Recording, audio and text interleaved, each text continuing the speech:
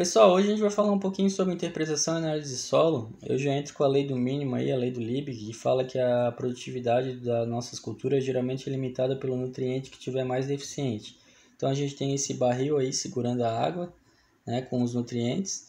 E se tiver um deficitário, que no caso o potássio, a produtividade ela já cai água abaixo, né? Então é sempre importante a gente manter os nutrientes em equilíbrio e nunca deixar um faltando, para não afetar toda a produtividade dos nossos pomares, né? A gente sabe que a planta tem bastante exigência nos nos micronutrientes, principalmente o nitrogênio, o fósforo, o potássio, o cálcio, o magnésio. Os micros temos o boro, o zinco, o ferro, o manganês. Eu ressaltaria que agora a pitaia na fase de floração e frutificação ela é muito exigente em potássio, cálcio e boro, né? Principalmente aí para a formação dos frutos, né? Pegamento de floradas também, formação do tubo polínico. Eu já falei em vídeos anteriores que a gente tem que manter o solo rico em matéria orgânica, pois é um solo rico que vai disponibilizar os nutrientes para as plantas, então tem que ter bastante bactéria, bastante fungo, inseto, e quanto maior o teor de matéria orgânica, melhor, maior a estabilidade aí dos nossos solos. Então, nas nossas análises de solo, a gente tem procurado manter os nutrientes, seja para pitaia ou para qualquer outra cultura, sempre na faixa de alto, né? Que seria a faixa adequada, de alto a muito alto, que é a adubação de manutenção para o solo e para a planta e depois a reposição, né? Então, a gente colocaria o que ela extraiu, né? E o que ela exportou. Então, os adubos eles variam a concentração de nutrientes. Então, por exemplo, cama de frango, cama de peru, esterco de bovinos, cada um tem um teor de nitrogênio, fósforo, potássio, cálcio e magnésio. Então, sempre bom a gente observar essas tabelas para a gente dimensionar a nossa adubação.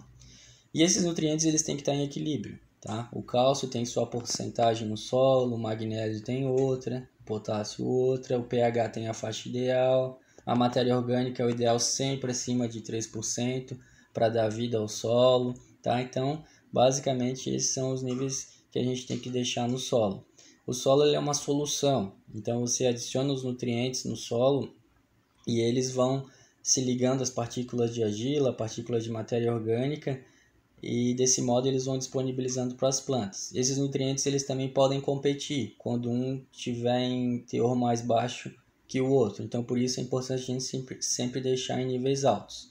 O solo também varia com a textura, tem solos que são mais argilosos, mais arenosos, isso aí influencia bastante no nosso manejo de adubação. Solos arenosos, os nutrientes são muito lavados, solos argilosos já são menos, tá? Então a gente sempre tem que pensar em parcelamento de adubação quando o solo for mais arenoso. Coleta de solo, geralmente a gente caminha em zigue-zague, no mínimo em 15 pontos, tá? A gente recomenda aí por hectare, para a gente ter uma confiabilidade bem alta aí na nossa análise, tá? Não adianta pegar em 3, 4 pontos, vamos fazer pelo menos em 15 pontos. Eu diria que para pitaia a gente utilizaria a profundidade aí de 0 a 10 centímetros.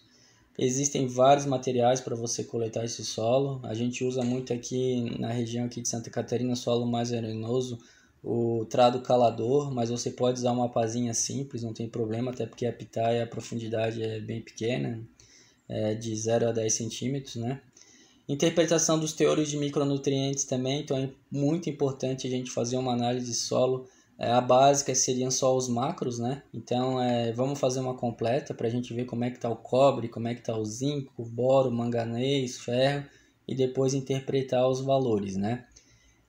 Aqui eu tenho uma análise de cama de aves também que é bom a gente fazer, de 6 lotes aqui da região de Maracajá, para a gente ver se ela se relaciona bem com as tabelas dos livros, e realmente essa análise não se relacionou bem, o nitrogênio era bem baixo, não chegava nem 1,5%, então a gente tem que tomar cuidado se for fazer uma adubação com base em tabela, que às vezes não é o real. pH também, para pitaia eu diria que o pH ideal seria 6, tá? Então a gente tem que regular o pH, e o pH a gente recomenda utilizar o calcário, principalmente se for implantação de pomar, o calcário dolomítico, tá? Que ele libera lentamente e ele tem bastante durabilidade no solo. Então aqui é uma análise de solo, ela já vem interpretada aí para fruticultura. Então a gente observa aí ó, que o fósforo está alto, o potássio muito alto, o cálcio alto, o magnésio alto.